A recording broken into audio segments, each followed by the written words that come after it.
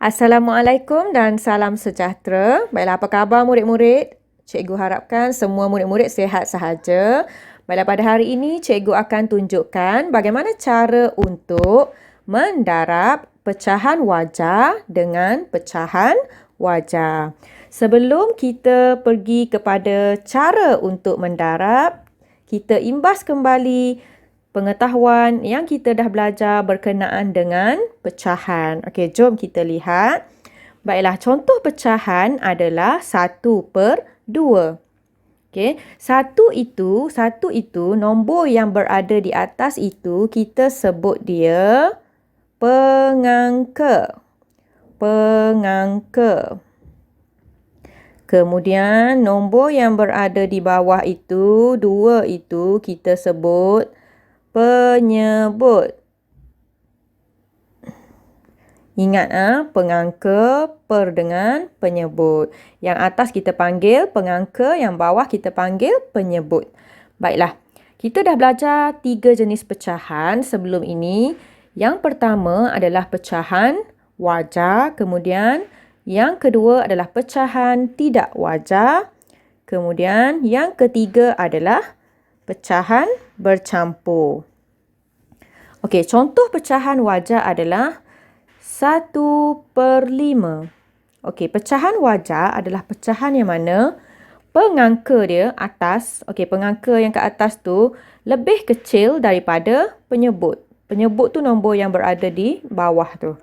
Okey, atas kecil, bawah besar. Okey, atas tikus, bawah gajah. Wajarlah. Sebab tikus atas gajah. Jadi kita panggil pecahan wajah. Atas kecil, bawah besar. Contoh lagi adalah 2/9. Okey, seterusnya pecahan tidak wajah. Okey, pecahan tidak wajah dia terbaliklah.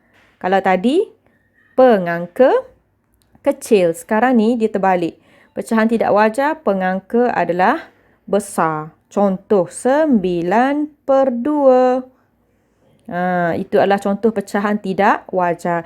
Atas gajah, bawah tikus. Matilah tikus tu. Sebab gajah besar di atas kan. Itu adalah pecahan tidak wajar. Contoh lagi adalah gajah di atas 7/5. Nombor besar di atas, nombor kecil di bawah. Okey. Itu adalah pecahan tidak wajar. Okey, seterusnya adalah pecahan bercampur. Pecahan bercampur adalah pecahan yang mana ada nombor bulat. Okey, contohnya 1, 2/7. 1 itu adalah nombor bulat. 2/7 itu adalah pecahan. Jadi, dia bercampur dengan nombor bulat. Pecahan tu bercampur dengan nombor bulat. 1 tu lah nombor bulat. Baiklah, sekarang jom kita lihat contoh soalan pendaraban. Okey. 7/9 darab 3/4. Untuk mendarab pecahan ni, cara dia sangat senang. Okey, kenapa dia sangat senang? Kerana untuk darabkan pecahan, kita tidak perlu samakan penyebut. Seperti yang kita belajar tambah dan tolak, untuk kita menambah dan menolak, kita perlu samakan penyebut dahulu. Tetapi untuk darab, kita tak perlu samakan penyebut. Okey, bagaimana cara dia? Okey, cikgu akan ajar 2 kaedah. Okey, kaedah yang pertama, caranya adalah, lihat kotak kuning yang berada di atas ni, cara mendarab pecahan. Okey, semua murid-murid tengok. Okey, yang pertama, caranya adalah darab pengangka dengan pengangka. Pengangka tu adalah nombor yang berada di atas. Pengangka darab dengan pengangka. Okey, atas darab atas. Kemudian yang kedua, darabkan penyebut dengan penyebut. Bawah darab bawah.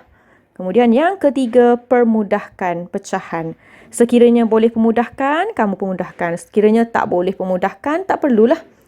Okey, cikgu akan tunjukkan bagaimana cara untuk mendarab. Sekarang cikgu salin soalan dulu. 7/9 darab 3/4. Baiklah, langkah yang pertama, darabkan pengangka dengan pengangka. Okey, pengangka 7. Darabkan dengan pengangka. Atas darab atas 3.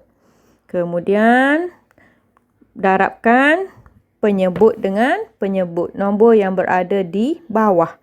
9 darab 4. Okey, 7 darab 3, 9 darab 4. 7 darab 3, 21. Kemudian 9 darab 4 adalah 36.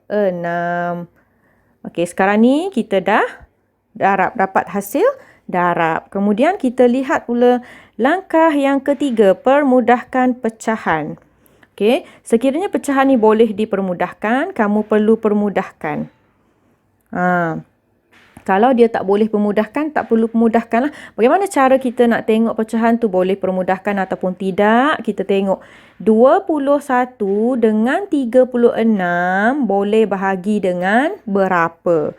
21 dengan 36 tu boleh bahagi dengan berapa? Dia ada dalam sifir apa? Okey. 21 dengan 36 tu dia ada dalam sifir 3. Jadi kita boleh bahagi dengan 3. 21 bahagi dengan 3. 36 bahagi dengan 3. Jadi 21 bahagi 3, jawapannya adalah 7. Kemudian 36 bahagi 3. Kalau kamu tak ingat, tak tahu 36 bahagi 3 tu boleh buat bentuk lazim. Ataupun kamu boleh guna cara okey, macam ni. 36 bahagi dengan 3. 3 bahagi 3, 1. 6 bahagi 3, 2. Jadi, kamu akan dapat 12. Kalau tak tahu cara yang cikgu tunjuk ni, boleh guna bentuk lazim. Okey, seterusnya. Okey, untuk cara yang ini, ingat, kamu darabkan dulu. Pengangka darab dengan pengangka. Atas darab atas, bawah darab bawah. Kemudian pemudahkan kalau boleh lah. Kalau tak boleh, tak perlu pemudahkan lah. Baiklah, sekarang kita lihat pula kaedah yang kedua. Kaedah yang kedua, dia berbeza sedikit sahaja dengan kaedah yang pertama. Okey, cikgu panggil kaedah ni kaedah rama-rama. Lepas ni cikgu tunjukkan kenapa cikgu panggil kaedah ni adalah kaedah rama-rama. Okey, sekarang ni kita tengok dulu cara dia. Okey, lihat kotak warna biru yang cikgu letak ke atas ni. Okey, cara mendarab pecahan. Okey, untuk cara ini kita permudahkan dahulu pecahan. Permudahkan. Sekiranya pecahan tu boleh permudahkan, kita tengok dulu pecahan tu. Kita jangan darabkan lagi pecahan. Kita tengok dulu sama ada dia boleh permudahkan atau tidak. Kita permudahkan dulu. Kalau dia boleh, baru kita darabkan pengangka dengan pengangka. Kemudian darab penyebut dengan penyebut. Cikgu akan tunjuk macam mana. Okey, cikgu kata tadi ini adalah kaedah rama-rama. Okey, cikgu lukis dulu. Baiklah, sekarang cikgu lukis. Tengok. Kat sini permudahkan, nombor yang mana yang boleh permudahkan, yang kamu perlu tengok adalah 7 dengan 4. Okey, cikgu highlight lah supaya kamu nampak. Baiklah, 7 dengan 4. Tengok. Boleh permudahkan ataupun tidak? 7 dengan 4 kita tengok ada dalam sifir apa? Ada dalam sifir 1. Kalau sifir 1 tak perlulah. Okey, ada dalam sifir 2. 7 dengan 4 ada dalam sifir 2. 7 tak ada. Jadi tak boleh memudahkan. Sifir 3 tak ada. Sifir 4, 7 pun tak ada. Jadi nombor ni dia tak boleh permudahkan. Seterusnya tengok lagi. Kamu kena tengok yang cikgu bulatkan yang bujur ni. Okey, kemudian 7 dengan 4. Tengok 7 dengan 4 tadi tu kan. Tadi 7 dengan 4 dia tak boleh permudahkan. Okey, jadi abaikan dia. Kemudian kita tengok lagi 3 dengan 9. Okey, tengok 3 dan 9. 3 dan 9. Boleh permudahkan ataupun tidak. Tengok 3 dengan 9 ada dalam sifir apa? Okey, 3 dan 9 boleh bahagi dengan sifir 3. Okey, jadi cikgu buat. Okey, kita salin dulu, kita buat supaya kamu lebih faham. Okey, cikgu salin soalan.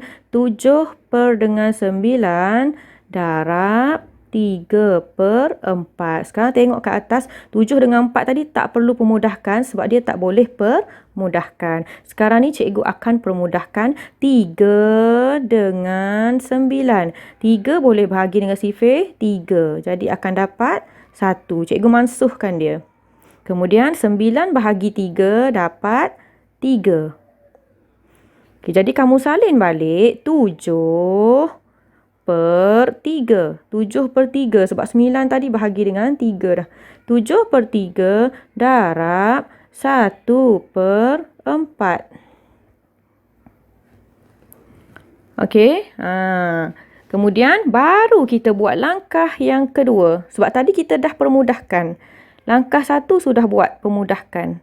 Okey, kemudian langkah 2 darab pengangka dengan pengangka. 7 darab 1. 3 darab 4. Cari hasil darab. 7 darab 1 jawapannya adalah 7. 3 darab 4 jawapannya adalah 12. Okey. Darab penyebut dengan penyebut. Ni cikgu darab penyebut dengan penyebut. Darab pengangka dengan pengangka dapat jawapan 7/12. Okey. Kita lihat lagi contoh yang seterusnya. Kat sini ada 2-2.